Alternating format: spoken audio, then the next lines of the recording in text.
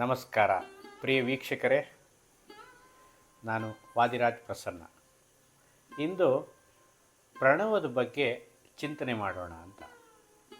ಪ್ರಣವ ಅಂದರೆ ಏನು? ಇದು ಸಾಮಾನ್ಯವಾಗಿ ಎಲ್ಲರಿಗೂ ಗೊತ್ತಿರೋಂಥ ವಿಷಯನೇ. ಪ್ರಣವ ಅಂದರೆ ಓಂಕಾರ ಅಂತ. ಓಂಕಾರನ ಪದಚ್ಛೇದ ಮಾಡಿದಾಗ ಅಕಾರ, ಉಕಾರ, ಮಕಾರ ಇವ 3 ಅಕ್ಷರಗಳ ಸಂಯೋಜನೆಯಿಂದ ಓಂಕಾರ ಆಗಿದೆ ಅಂತ ಇದು ಸಾಮಾನ್ಯವಾಗಿ ಎಲ್ಲರಿಗೂ ತಿಳಿದಿರೋಂಥ ವಿಷಯನೇ. ಆದರೆ ಇದು ಬಿಟ್ಟು ಬೇರೆ ಏನಾನ ಇದೆಯಾ ಅಂದರೆ ಹೌದು ಇದೆ. ಇದಕ್ಕೆ ಚಿಂತನೆ ಮಾಡುವಂಥ ವಿಷಯ ಇದೆ. ಪ್ರಣವ ಅಂದರೆ ಅಕಾರ, ಉಕಾರ, ಮಕಾರ ತ್ರಯಕ್ಷರಗಳಲ್ಲದೆ ಇದರಲ್ಲಿ ನಾದಮಯವಾದಂತಹ ಬಿಂದು ರೂಪವಾದಂತಹ ಒಂದು ಅರ್ಧ ಮಾತ್ರೆಯ ವಿಷಯವೂ ಇದೆ.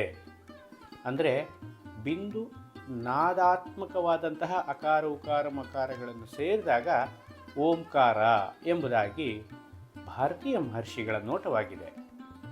ಅಂದರೆ ಪ್ರಣವದ ವ್ಯಾಪ್ತಿ ಹೇಗಿದೆಯಪ್ಪ, ಪ್ರಣವದ ವಿಸ್ತಾರ ಹೇಗಿದೆಯಪ್ಪ ಅಂದರೆ ಒಂದು ಉದಾಹರಣೆ ಮೂಲಕ ನೋಡೋದಾದರೆ ನಾವು ಈಗ ಸಮುದ್ರದ ನೋಡಿದ ತಕ್ಷಣ ಏನನ್ಸುತ್ತೆ, ಬಹಳ ಅಗಾಧವಾಗಿದೆ, ಎಷ್ಟು ಅಗಲವಾಗಿದೆ, ಎಷ್ಟು ವಿಸ್ತಾರವಾಗಿದೆ ಅನ್ನಿಸುತ್ತೆ. ಅದೇ ರೀತಿ ನಮಗೆ ಕಣ್ಣಿಗೆ ಕಾಣದಂತಹ ಅಗೋಚರವಾದಂತಹ ಅನೇಕ ವಿಷಯಗಳು, ನಮಗೆ ತಿಳಿದಂತಹ ಅಥವಾ ನಮಗೆ ತಿಳಿಯದಂತಹ ಅನೇಕ ವಿಷಯಗಳು ಅದರ ಅಂತರಂಗದಲ್ಲಿದೆ. ಅಂದರೆ ಪ್ರಣವದ ವ್ಯಾಪ್ತಿಯು ನಮಗೆ ಮೇಲ್ನೋಟಕ್ಕೆ ಕಂಡರೂ ಸಮುದ್ರದಂತೆ ಆಳವಾದಂತಹ ಅನೇಕ ವಿಷಯಗಳಿದೆ. ಸಮುದ್ರಕ್ಕೆ ಎಲ್ಲೆ ಅಂದರೆ ಎಂಡ್ ಎಷ್ಟು ತುಂಬ ಅಗಾಧವಾಗಿದೆಯೋ ಅದೇ ರೀತಿಯಾಗಿ ಪ್ರಣವದ ವಿಷಯದಲ್ಲೂ ಭಾರತೀಯ ಮಹರ್ಷಿಗಳ ನೋಟ ಅಗಾಧವಾಗಿದೆ ಮತ್ತು ಆಳವಾಗಿದೆ.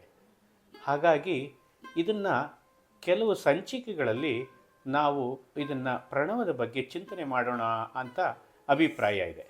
ಇದರಲ್ಲಿ ನಮ್ಮ ಭಾರತೀಯ ಮಹರ್ಷಿಗಳು ತಮ್ಮ ಜೀವನವನ್ನೇ ಮುಡುಪಾಗಿಟ್ಟು ಈ ಪ್ರಣವದ ಬಗ್ಗೆ ತಮ್ಮ ತಪಸ್ಸೆಯಿಂದ, ತಮ್ಮ ಸಾಧನೆಯಿಂದ ಕೆಲವೊಂದು ಸಂಗತಿಗಳನ್ನ ಅವರು ಕಂಡುಕೊಂಡಿದ್ದಾರೆ.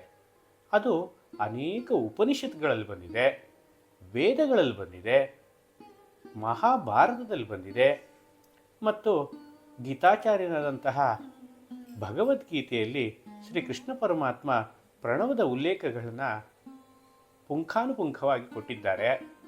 ಅಷ್ಟೇ ಯಾಕೆ, ನಾವು ಪ್ರತಿನಿತ್ಯ ಜಪ ಮಾಡುವಂತಹ ಗಾಯತ್ರಿ ಮಹಾಮಂತ್ರದಲ್ಲಿ ಕೂಡ ಪ್ರಣವವೇ ಕಿರೀಟದ ಒಂದು ಮಾದರಿಯಲ್ಲಿ ಒಂದು ಪ್ರಣವದಿಂದ ಪ್ರಾರಂಭವಾದಂತಹ ಈ ಒಂದು ಗಾಯತ್ರಿ ಮಹಾಮಂತ್ರದ ಬಗ್ಗೆ ನಾವು ಅವಲೋಕನ ಮಾಡುವಂಥದ್ದು ಅತ್ಯವಶ್ಯಕವಾದ ವಿಷಯವಾಗಿದೆ.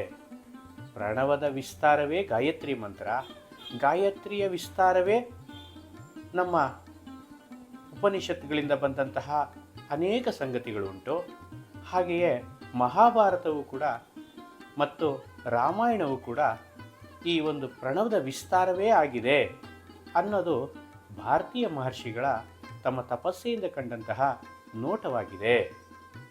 ಈ ಒಂದು ಭಾರತೀಯ ಮಹರ್ಷಿಗಳು ತಮ್ಮ ಯೋಗ ದೃಷ್ಟಿಯಿಂದ, ತಮ್ಮ ಜ್ಞಾನ ದೃಷ್ಟಿಯಿಂದ, ತಮ್ಮ ತಪೋದೃಷ್ಟಿಯಿಂದ ಈ ಪ್ರಣವದ ವಿಷಯವನ್ನು ಹಲವಾರು ಕಡೆ ಈ ರೀತಿಯಾಗಿ ವಿಸ್ತಾರವಾಗಿ ಅವರು ನಮಗೆ ಕೊಟ್ಟಿರ್ತಾರೆ. ಇದನ್ನು ಸಂಗ್ರಹ ರೂಪವಾಗಿ ಯಥಾಶಕ್ತಿ ಯಥಾಮಿತಿ ನಾನು ಇದರಲ್ಲಿ ಒಂದೊಂದು ಶ್ಲೋಕ ಅಥವಾ ಒಂದೊಂದು ರುಕ್ ಅಥವಾ ಒಂದೊಂದು ಸಂಗತಿಗಳನ್ನ ತಗೊಂಡು ನಿಮ್ಮ ಜೊತೆಗೆ ಚಿಂತನ ಮಂಥನ ಮಾಡೋಣ ಅಂತ ಈ ಒಂದು ಸಂಚಿಕೆಯನ್ನು ಆರಂಭ ಮಾಡ್ತಾ ಇದ್ದೀನಿ.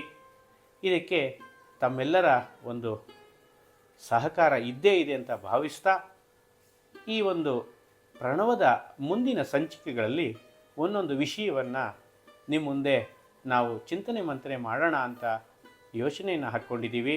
ಅದಕ್ಕೆ ನಿಮ್ಮ ಸಹಕಾರ ಕೊಡ್ತೀರಾ ಅಂತ ಹೇಳಿ ಎಲ್ಲರಿಗೂ ಮತ್ತೊಮ್ಮೆ ನಮಸ್ಕಾರಗಳು.